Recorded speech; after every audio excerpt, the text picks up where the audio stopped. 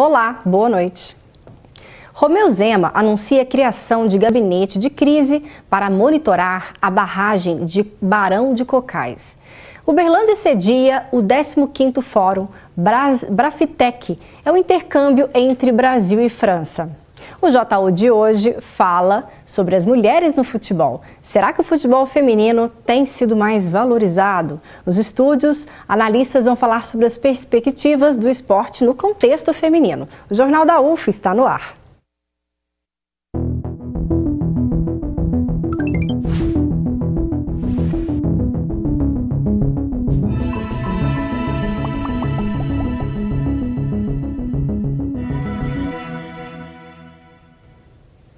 O governo de Minas vai criar um gabinete de crise para monitorar e integrar as ações no município de Barão de Cocais, devido ao risco de rompimento da barragem Congo Soco. O anúncio foi feito hoje, após o governador Zema sobrevoar o local. Esse é o segundo gabinete de crise criado pelo governador. O primeiro foi feito logo após a tragédia de Brumadinho, em janeiro deste ano. Essa ação tem como objetivo capacitar funcionários do município, articular órgãos e acompanhar de forma integrada todas as ações.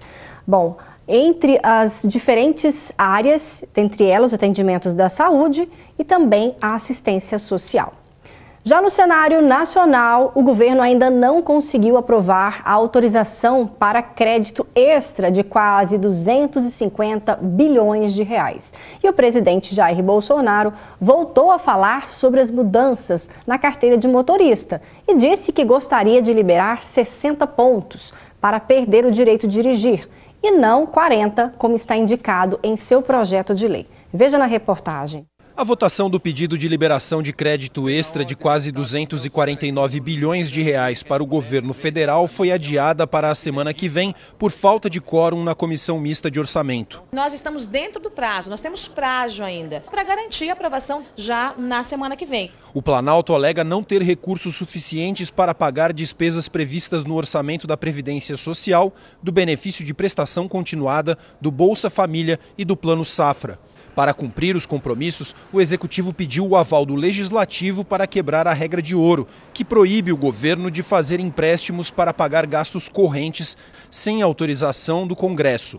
O presidente Bolsonaro tem a crença que os parlamentares vão aquecer sobre a necessidade da manutenção de benefícios, tais como benefício de prestação continuada, BPC, e Bolsa Família para a parcela mais humilde da população, que serão afetados caso a solicitação do governo não venha a ser encampada pelo Congresso. Os deputados também aprovaram hoje a proposta de emenda constitucional que obriga o governo a executar as emendas das bancadas estaduais. Segundo o texto, caso a obra não termine no mesmo ano, as emendas devem ser incluídas nos anos seguintes até que a construção seja concluída. Até agora, o Planalto tinha que liberar apenas o dinheiro das emendas individuais dos parlamentares. Eu considero que é uma medida que combate as barganhas políticas, né? Troca de apoio político no Congresso em torno de troca de emendas. Então o Congresso se afirma como poder e adota uma medida que combate a velha política, combate a barganha na política. O texto, que engessa o poder do Executivo sobre o orçamento da União, foi aprovado em 2 turnos e será publicado no Diário Oficial. Mas o trecho que trata da distribuição de recursos do pré-sal entre estados e municípios foi alterado e, por isso, precisa voltar ao Senado. Mais cedo, o presidente Jair Bolsonaro participou do lançamento do programa de revitalização do Rio Araguaia, em Goiás, no Dia do Meio Ambiente. Ele voltou a falar sobre o projeto de lei que altera regras da carteira de motorista, enviado ontem ao Congresso. Um dos itens prevê o aumento do número de pontos para cassar o direito de dirigir, que sobe de 20 para 40.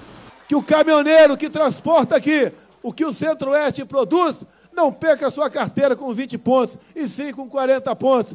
Por mim, eu botaria 60. Que, afinal de contas, a indústria da multa vai deixar de existir no Brasil. A gente vai abrir esse tema agora com um destaque, né, que é as mulheres no futebol. E olha só quem está aqui ao meu lado já, a Melissa, tá?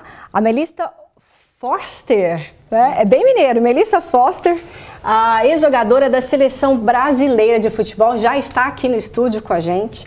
E também a Aline Tereza, que é educadora física. Então hoje nós vamos falar muito sobre esse momento ímpar, que é o Brasil, pela primeira vez, televisionar a Copa do Mundo de Futebol feminino, né? A gente preparou algumas matérias sobre esse assunto, mas para começar falando sobre isso, gostaria de ouvir primeiro você, Melissa. Você acha realmente que o futebol feminino, ele teve ao longo da história menos prestígio, mas agora está começando a ser resgatado, assim, principalmente na vida dos brasileiros? Boa noite a todos, obrigado pela oportunidade, pelo espaço, porque o futebol feminino precisa disso já há décadas. Então, a gente foi impedido em 1941 do futebol feminino, né, a mulher praticar qualquer esporte. Em 79 foi liberado. Aí então houve um atraso muito grande. Nós estamos vindo numa luta, né, de décadas. E hoje a coisa começou a caminhar de uma maneira que propicia a mulher a praticar o esporte, porque a qualidade de vida, a coisa está melhorando, mas há muito espaço ainda a serem dados.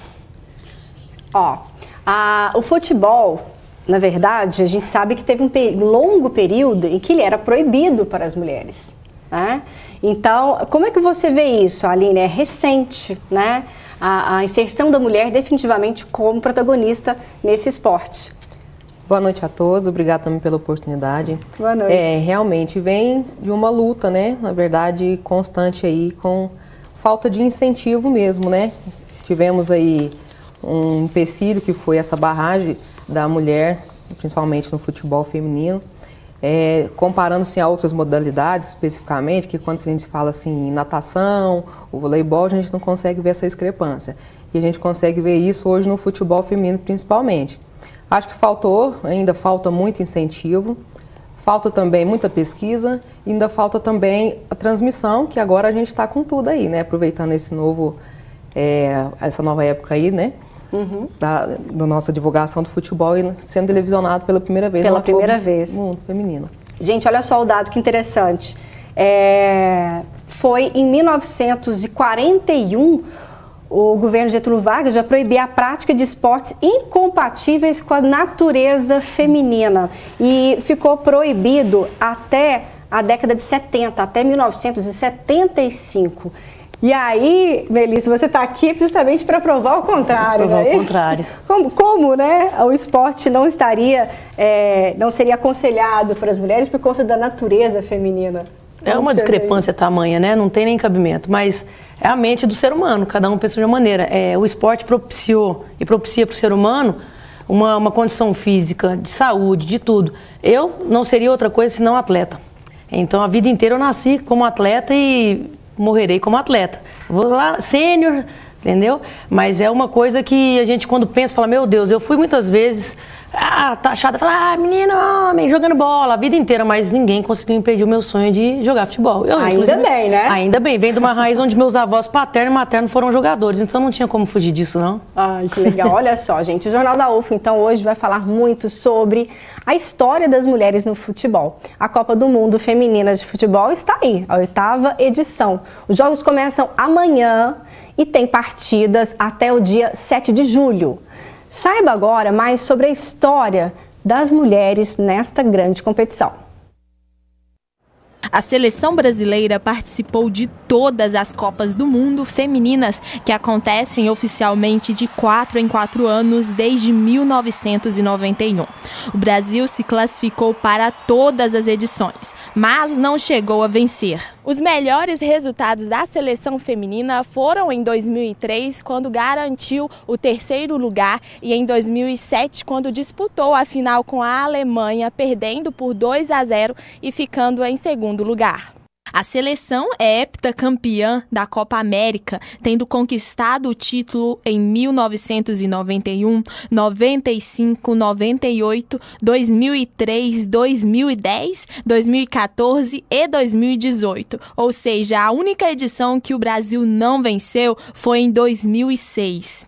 A equipe brasileira tem grandes jogadoras, por exemplo, a Marta, a maior artilheira da história do time. Durante um amistoso, a atacante alcançou a marca de 98 gols marcados usando a camisa amarela. Em 2018, ela foi eleita pela 6ª vez a melhor jogadora do mundo pela FIFA, quebrando o recorde de Cristiano Ronaldo.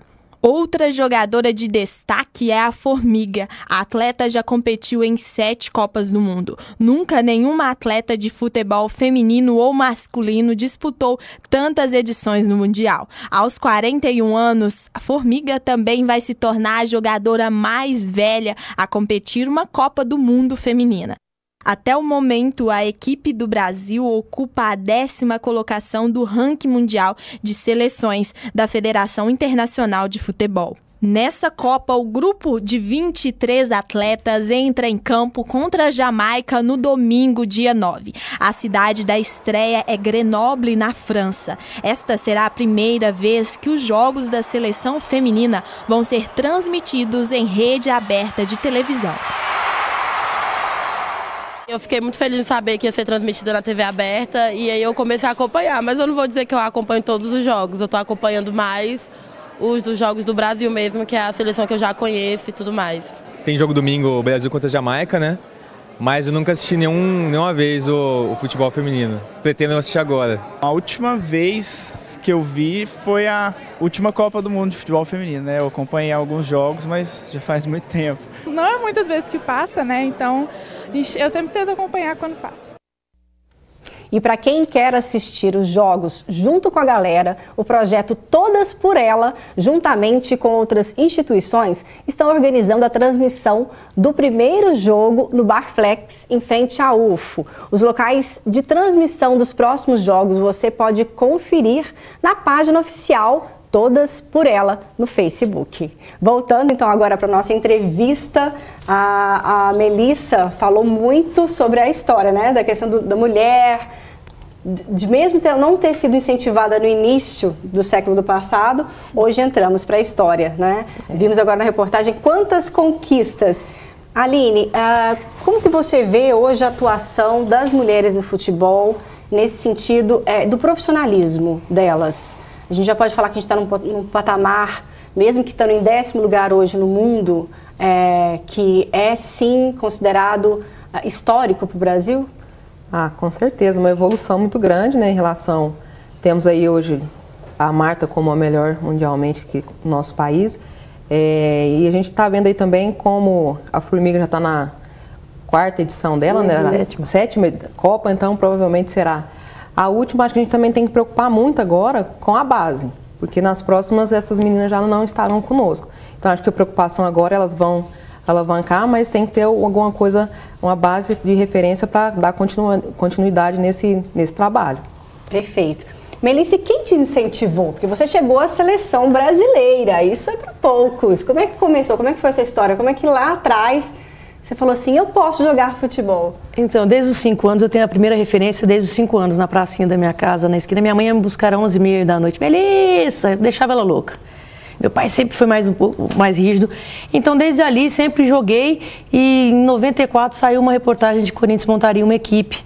Falei pra minha mãe, eu vou para São Paulo. Eu não tinha dúvida de que eu seria atleta. E o meu sonho era de chegar a uma seleção.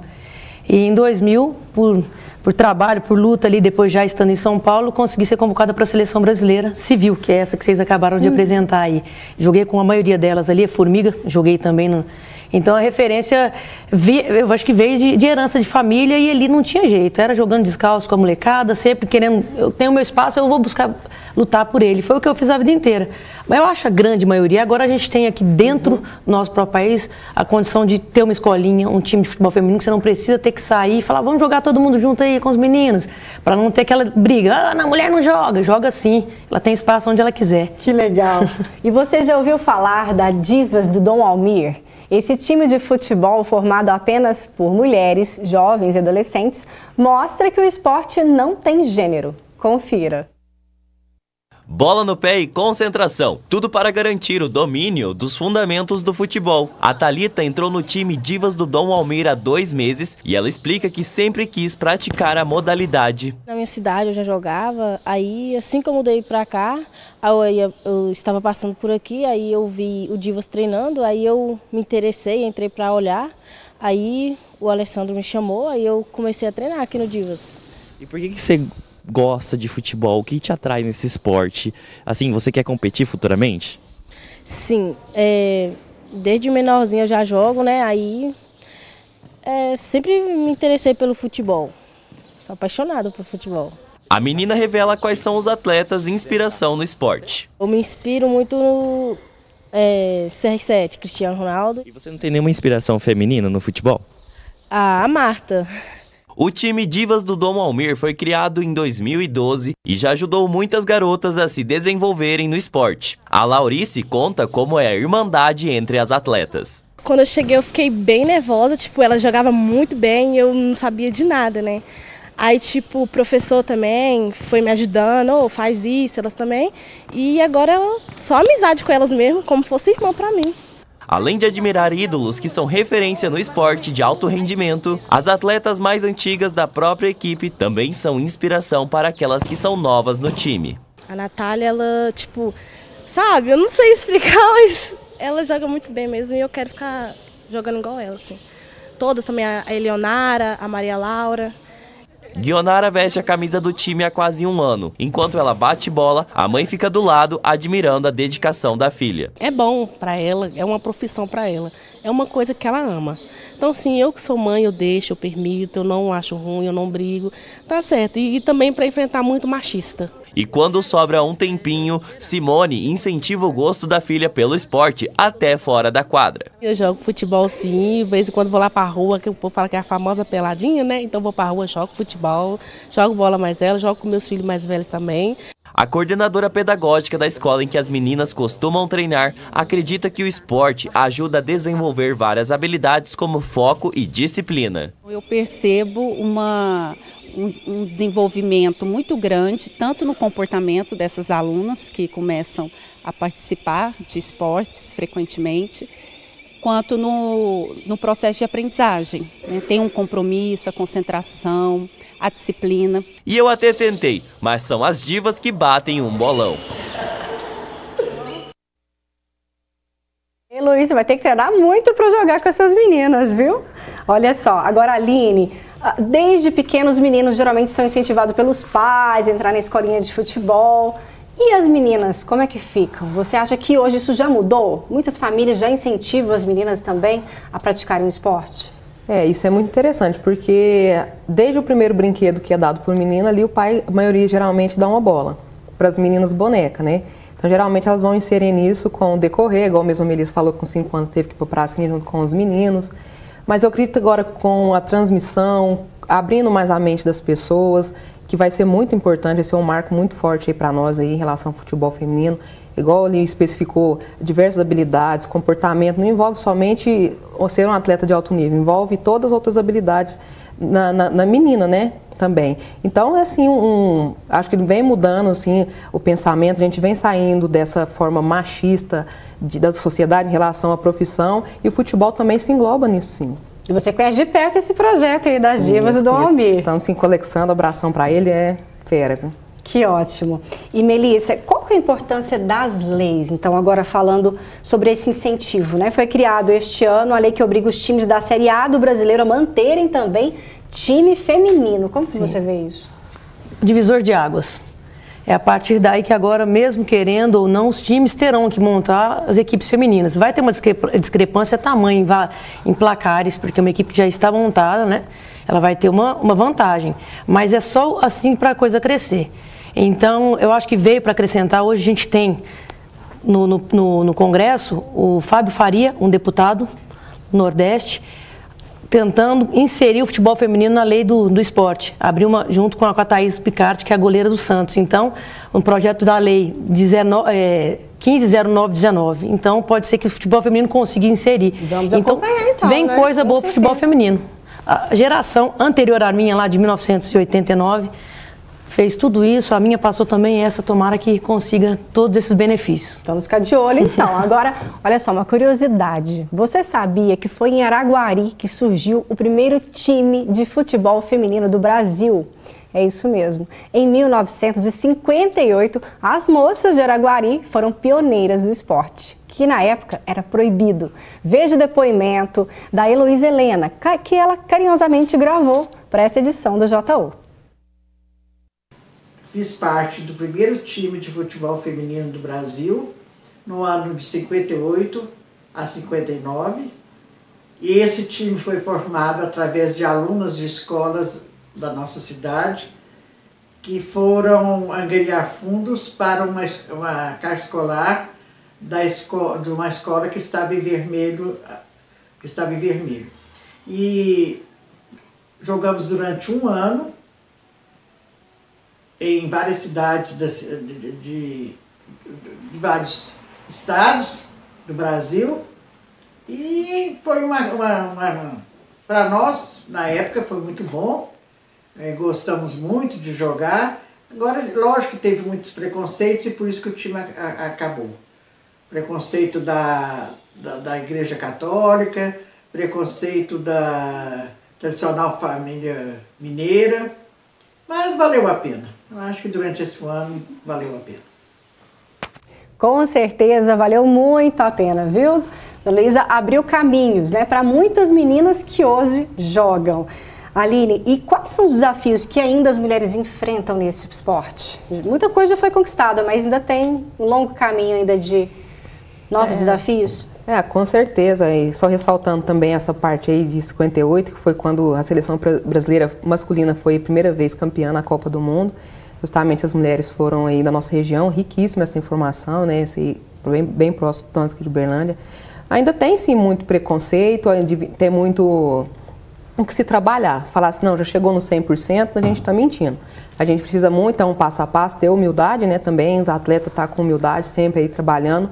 E também a gente não aproveitar essa oportunidade de que todos os times terão que ter o feminino, simplesmente para inteirar, mas e sempre também para mostrar que o futebol feminino é uma coisa boa de se ver e está assim em altura assim, também do masculino. Igualdade de salários, de performance, até, né, de marketing também, do que eles ganham, nem se compara hoje da seleção masculina com a feminina. Ainda estamos longe disso.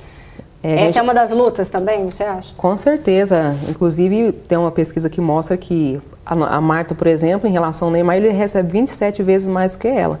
Então, isso aí é muito discrepante.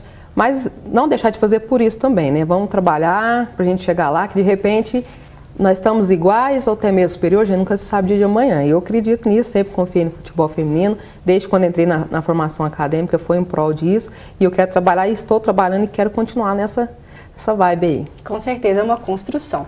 Bom, agora mudando de assunto, ontem Uberlândia registrou a manhã mais fria do ano. Mas será que os termômetros vão continuar com as temperaturas baixas? O Júnior Caritel foi buscar essa resposta para a gente. Veja.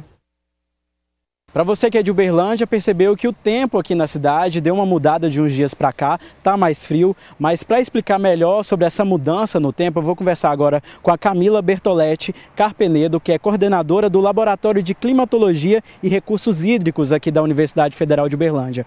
Bom, Camila, para a gente começar, eu queria que você explicasse o que causou essa mudança no tempo. Bom, essa queda na temperatura do ar observada aqui em Uberlândia foi associada à passagem de uma frente fria associada a uma massa de ar polar. Bom, essa frente fria ela passou aqui sobre o estado na segunda noite, causando essas quedas de temperatura do ar que foram observadas principalmente na quarta-feira, onde foi observada a menor temperatura mínima no ano de 2019, que foi de 12,1 graus Celsius às 7 horas da manhã. Em relação aos anos anteriores, o frio nesse ano chegou mais cedo? Não, nessa época do ano é típico, né, que haja essas temperaturas mais baixas, apesar de que as temperaturas observadas no dia de ontem, onde a gente teve essa maior influência desta frente fria, elas tenham sido de 3 a 4 graus Celsius mais baixo do que a climatologia, mas por enquanto as temperaturas elas estão dentro da média climatológica. E o frio tende a permanecer? Qual que é a previsão? Bom, a previsão para a próxima semana é que essas temperaturas elas estejam em elevação, então até quarta, quinta da semana que vem a gente já pode esperar tardes até muito mais quentes do que essa semana, 27, 28 graus Celsius. Tá certo, muito obrigado pelas informações, Camila. É isso, agora a gente vai conferir como fica a previsão do tempo amanhã para Uberlândia e região.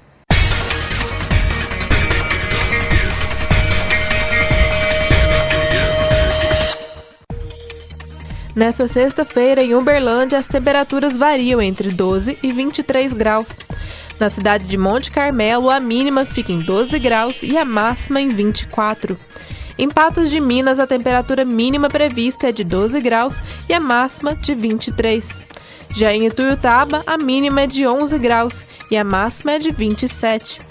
Em Uberaba, a temperatura mínima é de 12 graus e a máxima pode chegar a 23 graus. Estudantes do curso de Direito da UFO criaram um projeto de extensão chamado Constituição na Escola, onde o direito é passado de forma lúdica no aprendizado. Confira na reportagem.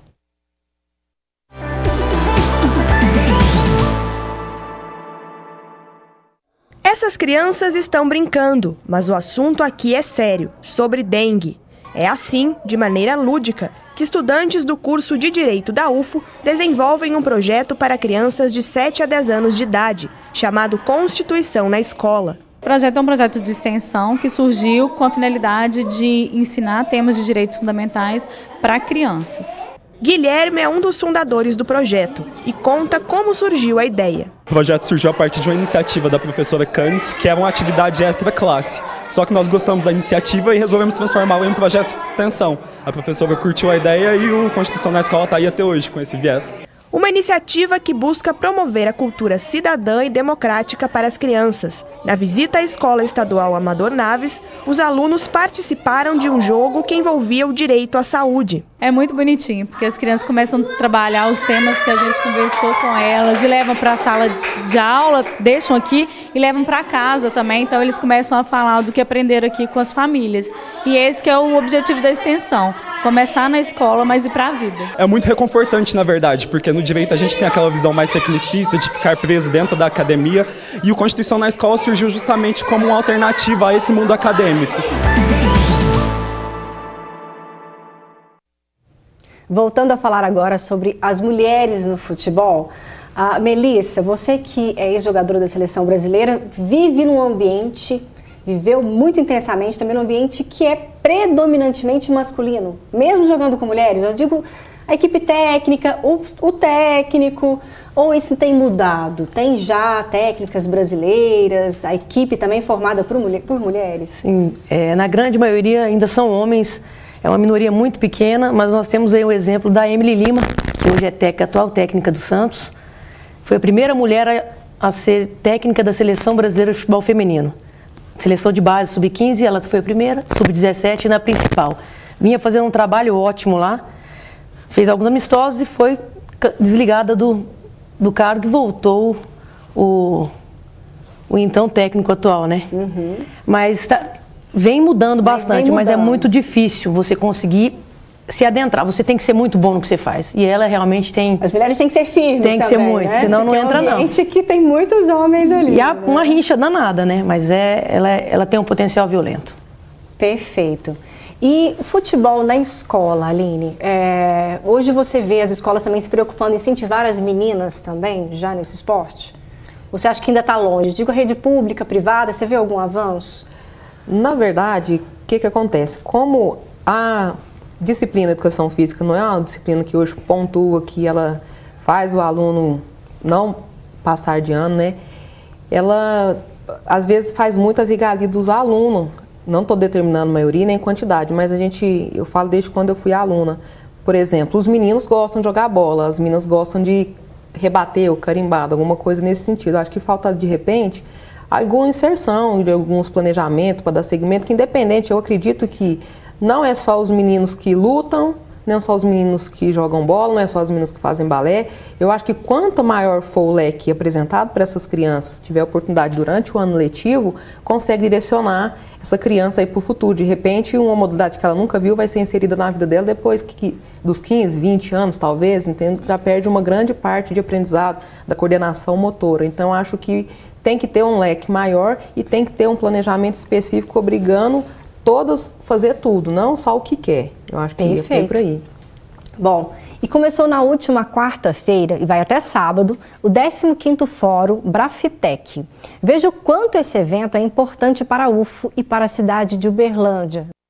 A Universidade Federal de Uberlândia, em parceria com a Universidade Federal do Triângulo Mineiro e o Instituto Federal do Triângulo Mineiro, promovem a 15ª edição do Fórum Brafitec, que acontece até o dia 8 de junho. O Brafitec, ele trata do intercâmbio de alunos de graduação. Daí a sua grande importância, exatamente porque oferece para os nossos estudantes de graduação a possibilidade de fazer parte de sua formação numa boa escola francesa. Importante dizer que, em muitos casos, nós temos acordo de duplo diploma. Significa que o nosso estudante de engenharia, ele recebe um diploma da Universidade Federal de Uberlândia, mas também de uma universidade, de uma escola de engenharia francesa, o que abre muitas portas para diversas empresas que têm interesses no Brasil, que têm interesses na Europa e assim por diante. Vera Lúcia é a organizadora desta edição e fala sobre as características do programa Brafitec. É o único programa na área de engenharia que oferece bolsa para os estudantes. Então, esse programa, sem dúvida, é uma formação de dupla diplomação para os nossos estudantes é muito importante. Engenheiros Sem Fronteiras, formação humanística e socialmente referenciada. Este é o tema em foco nas discussões deste fórum. O nosso engenheiro, além do conhecimento em engenharia, ele tem que ter a responsabilidade social, ele tem também que pensar nos problemas ambientais e éticos. O professor da Universidade Rennes, na França, atuou como assessor de cooperação internacional no Ministério da Educação durante 4 anos. Ele ajudou a idealizar o evento e reforça o papel da visibilidade internacional das universidades do interior. Eu considero que a organização desse fórum aqui é importante para a visibilidade internacional da UFO, porque ele mostra o quanto a UFO tem um papel fundamental aqui na região. E também esse evento é co-organizado com as instituições do Triângulo Mineiro. Então, mostrar que a cooperação regional é uma base para uma futura cooperação internacional, isso é interessante. O reitor da UFO e representantes de outras instituições também assinaram documentos de cooperação para que os estudantes do programa possam receber um duplo diploma de ambas as universidades onde estudarem. Nós vamos estabelecer as bases comuns para que os nossos estudantes possam, então, fazer parte do seu curso aqui, parte do curso lá, mas de tal forma que, ao final, ele tem 2 diplomas, né? Um diploma do Brasil e um diploma de uma instituição francesa. E é claro, e quando você faz isso, além do aprendizado, digamos, profissional na área de engenharia, ele tem também um aspecto cultural, um aspecto humano, né, de conviver num outro país, com outras pessoas, uma outra universidade, um contexto totalmente diferente do nosso, e tudo isso é muito enriquecedor. O nosso jornal está quase chegando ao fim, mas eu gostaria muito de saber ainda, Melissa, voltando a falar então sobre as mulheres no futebol, como que fica o estado de Minas? Nós temos um campeonato mineiro já com times femininos? Boa pergunta. Nós temos o campeonato mineiro, mas ele fica muito centralizado em Belo Horizonte. Aqui, representando o Triângulo Mineiro, nós não temos nenhuma equipe ainda. Então, que Uberlândia ou as cidades da região possam entender que nós estamos captando atletas para tentar participar do Campeonato Mineiro. Fica até um apelo aí.